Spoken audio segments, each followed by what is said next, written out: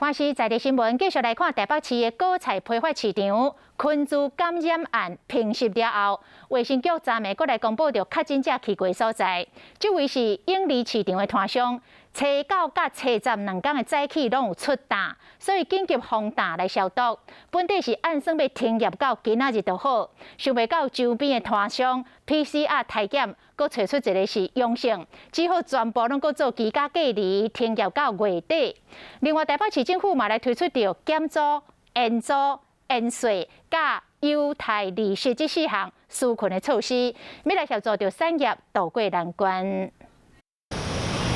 台北市昨公布确诊者去过所在，又阁有传统菜市啊。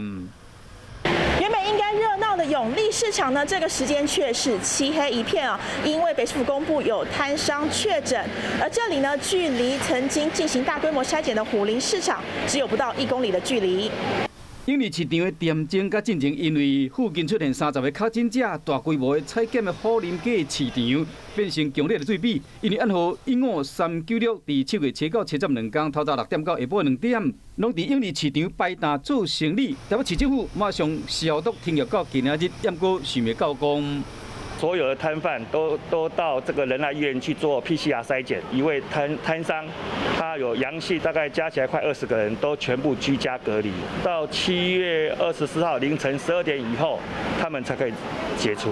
除了传统的菜市啊，内湖的家具大卖场、甲美国式的卖场，嘛有确诊者行过。今日嘛拢关门消毒，不管是大企业还是小摊商，拢受到疫情的影响。台北市政府嘛推出短期的纾困精进的措施。租持有不动产做营业使用的减租到75%，家己都要减30%的租金、房屋税、5路税、地价税、印花税等等，会使延期还是分期来付款，减轻负担。后面3个月我们再看